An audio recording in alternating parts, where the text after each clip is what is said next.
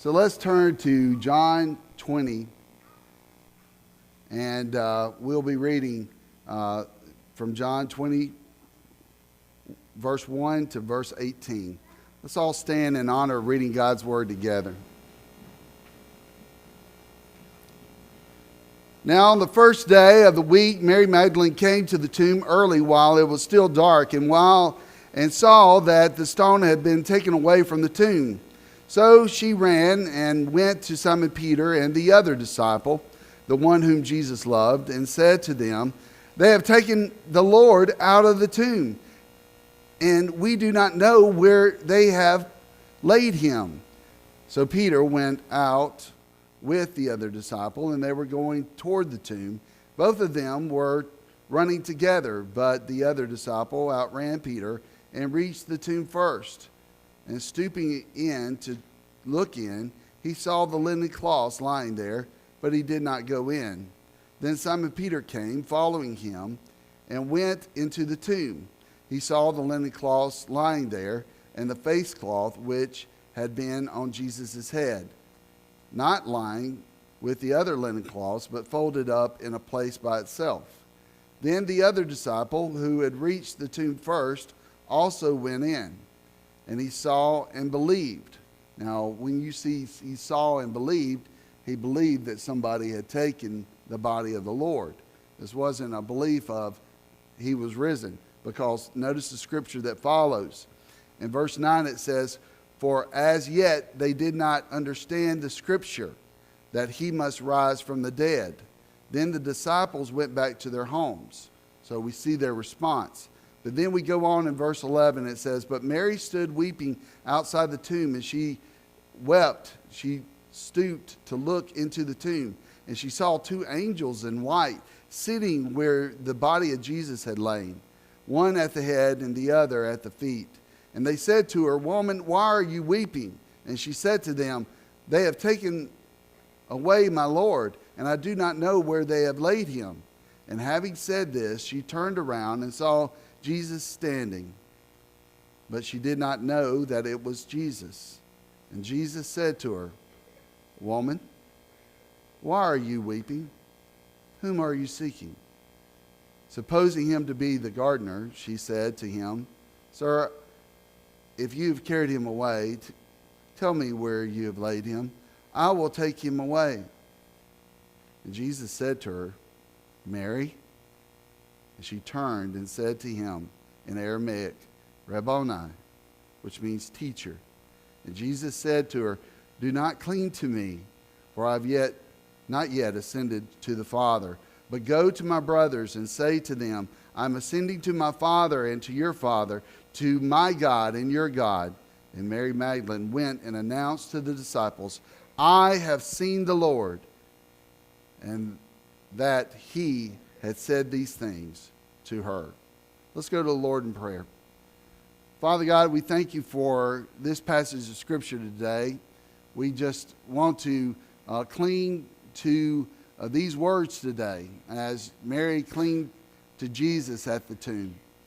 Father, help us to gain insight and help us to move forward in our relationship to you in this day. Father, we thank you for your words, and we thank you for the resurrection of a Savior who is Christ the Lord. We thank you for these moments, and be with us in spirit and truth. In Jesus' name I pray, amen. You may be seated.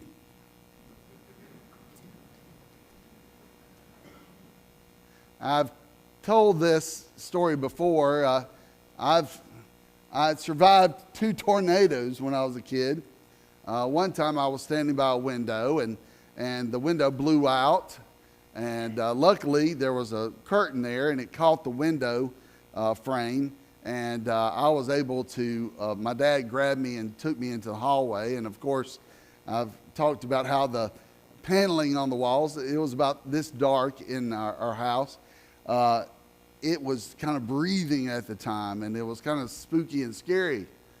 But the other time, I wasn't with my family. I was what they called at one time a latchkey kid. I'd come home by myself, and I would go into the house, and nobody would be there with me because My brother and sister were a little bit older than I was, and my sister worked, and my brother was already gone to college. And so I got there, and I was by myself. And here comes another tornado. I knew exactly what it was because everything was happening the way it was happening before. There was the breathing of the pendulum, and then hail started falling. And I knew to get down somewhere safe. So I went down into a cellar that was to the side of our house.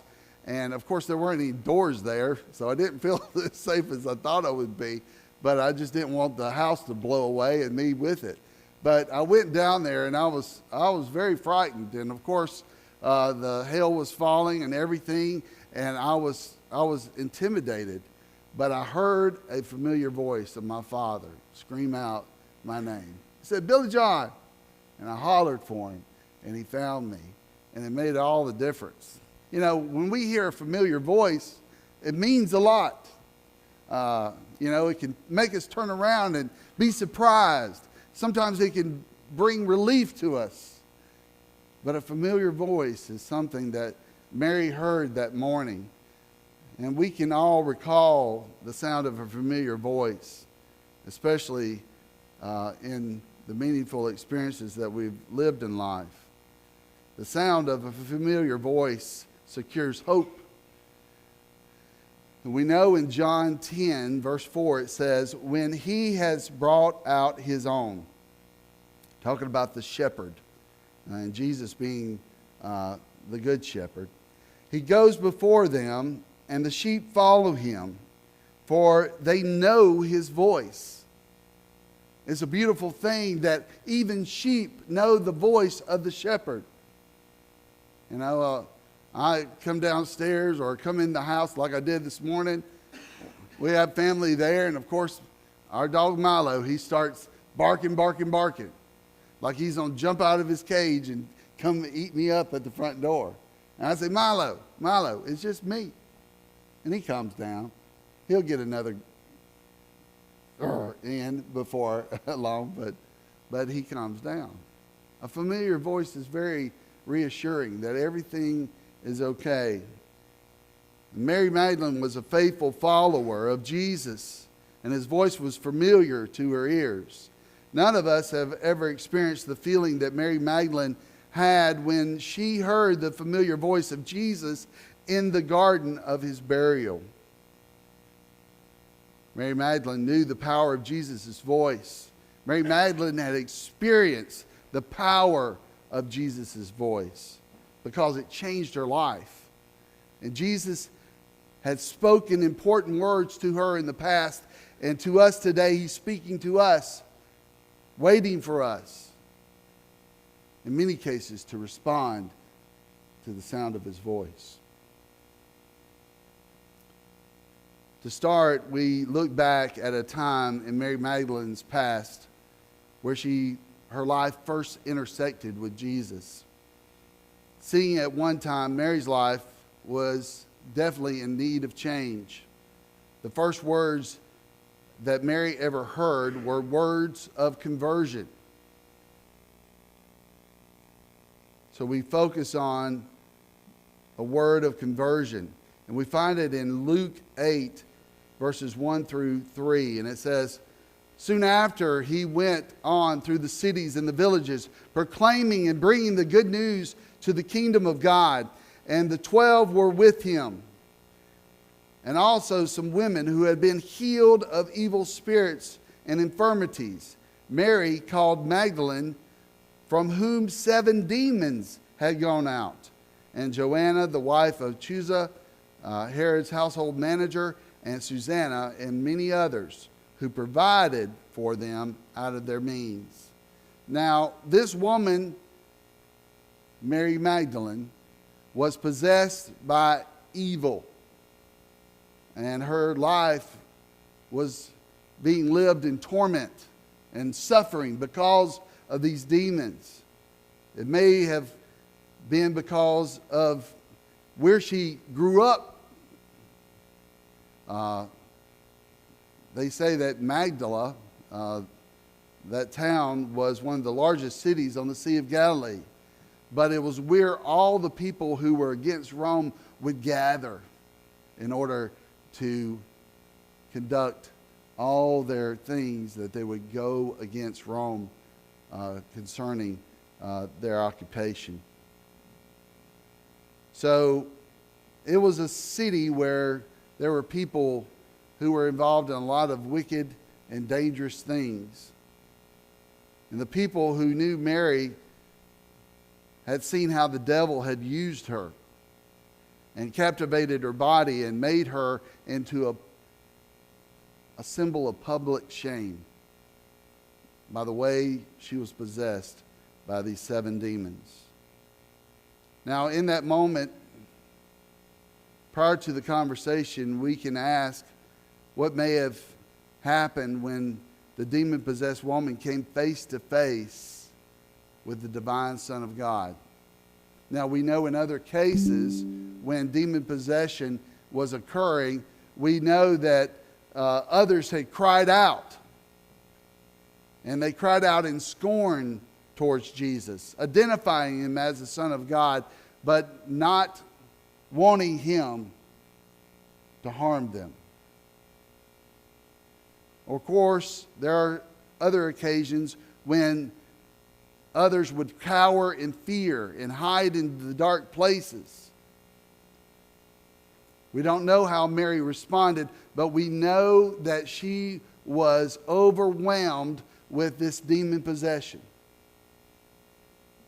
Today we see people who are involved in all kinds of things. They have addictions, they have mental illness, they have all kinds of things going on in their life, and we can say that, hey, this person may have some demons they're dealing with. The circumstances of how she responded to Jesus, we do not know. But she was in desperate need of transformation. Her life was changed by the words that would transform her spiritual condition from demon possession to a faithful follower of Christ. However, in her approach to the tomb, she may have felt that all of her hopes were lost. Now, we have to put ourselves in the mind of Mary, of where she had been and where she was now.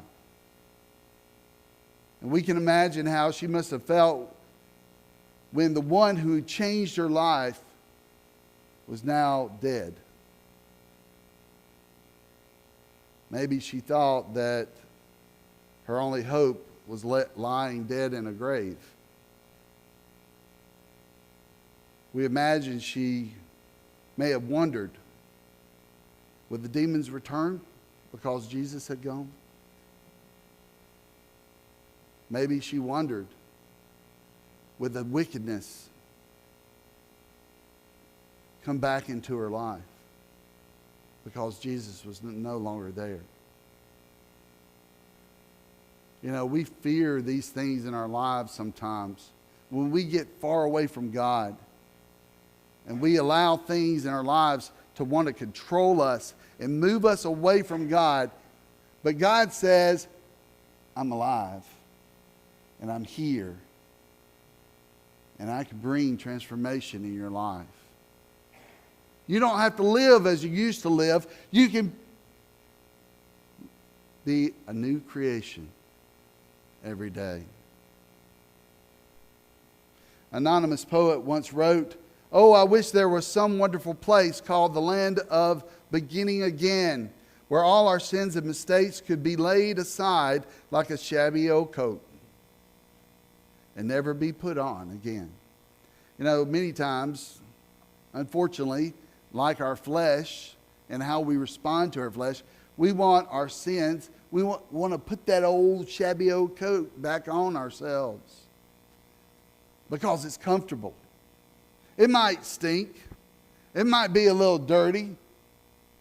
But sometimes we want to be comfortable in our lives.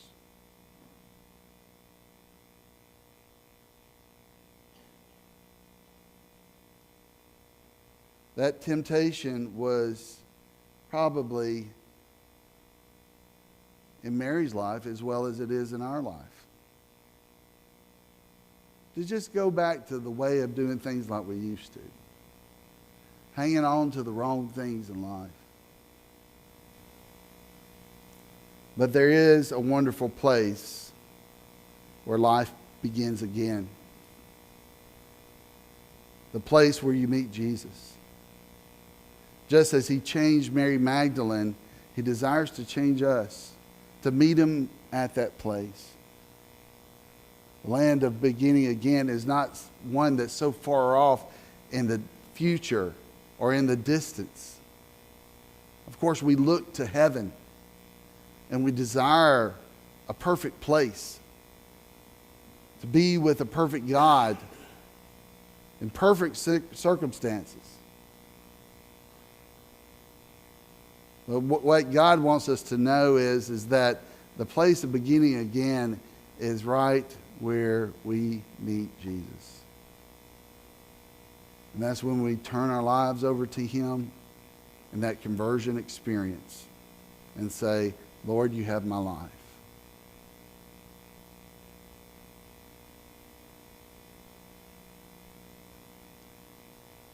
But we can only experience this conversion fully through his power of resurrection. There's great meaning in Mary Magdalene being the first person to see the risen Lord. Her conversion experience was so dramatic. And in this meeting at the tomb, God shows us something about the resurrection and about conversion. Without Christ's resurrection, there can be no true conversion. Look at 1 Corinthians 15:17, and it says, and if Christ has not been raised, your faith is futile, and you are still in your sins. But guess what? He's risen. He's risen indeed. And we can be thankful that he has made all things possible for us to begin again, to be new creatures in Christ.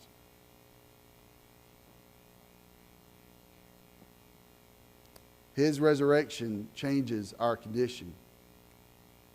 Paul wrote in Philippians chapter 3, verse 10, that I may know him in the power of his resurrection and share his sufferings and become like him in his death. It was the Apostle Paul's great desire to know Christ and the power of his resurrection. And there's no true conversion without the resurrection. We must know him and take part in his resurrection. Duncan.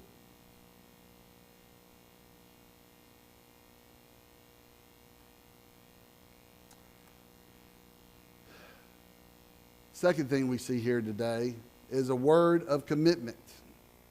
Christ must also spoken many words of appreciation to Mary regarding her commitment as well. And after her conversion, Mary Magdalene assumed a place of service as a support to Jesus and his disciples. She and the other women traveled with Jesus and the disciples. In Luke chapter 8, verse 3, it says, and Joanna, the wife of Chuza, Herod's household manager, and Susanna, and many others who provided for them out of their means. Now, we're not told specifics about how Mary served the Lord. She might have helped washing clothes. She might have helped preparing food. She might have helped providing a labor that would earn money for the group as they traveled. Her ministry was in response to the love that Christ has shown her. Conversion experience should always be followed up with a commitment to service. Mary was committed to her service to Christ, and even in his death, she came to the tomb to serve.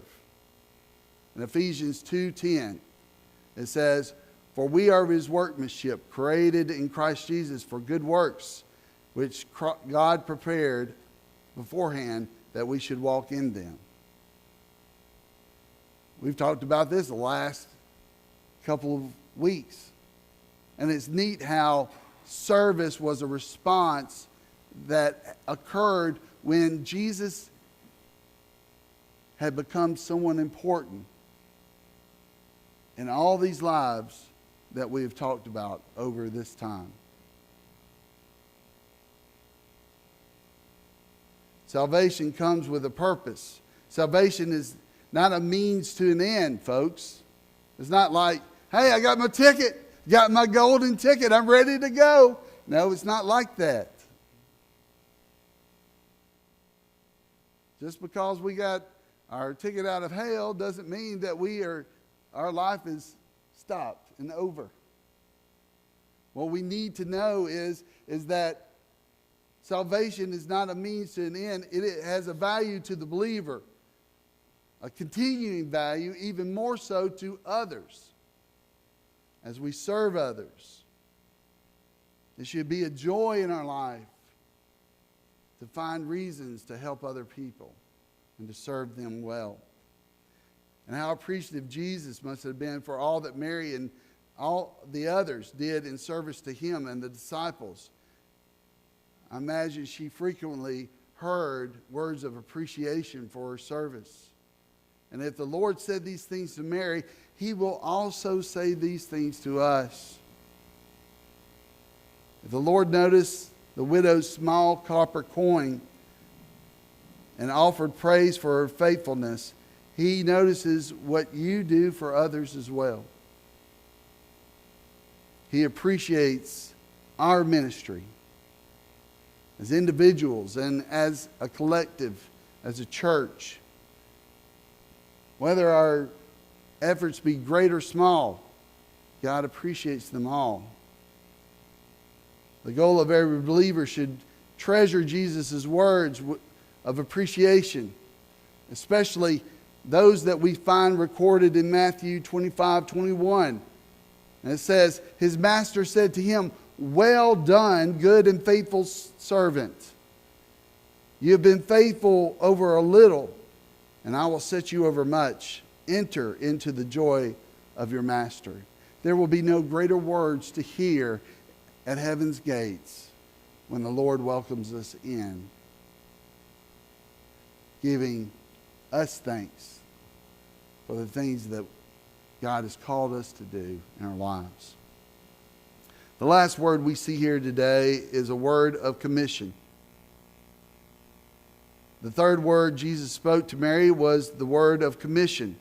When Jesus spoke her name, Mary realized who he was and embraced him in adoration. John 20, verse 17 says, Jesus said to her, do not cling to me, for I have not yet ascended to the Father, but go to my brothers and say to them, I'm ascending to my Father and to your Father, to my God and your God. We see the words, do not cling to me. And Jesus didn't want Mary to be consumed by the feeling of the moment, by being caught up in her own private worship service, and forget about the true significance of the resurrection. The resurrection wasn't a limited experience. It was not limited to her own personal experience. You know, I used to, and I still do, know people. It has always been strange to me. I'd ask people about what they believe, and they say, well, my beliefs in God are personal. I don't talk about them to anybody else. Folks, that's hogwash. If you can't talk about Jesus to somebody else, you better check if you got Jesus. You understand me?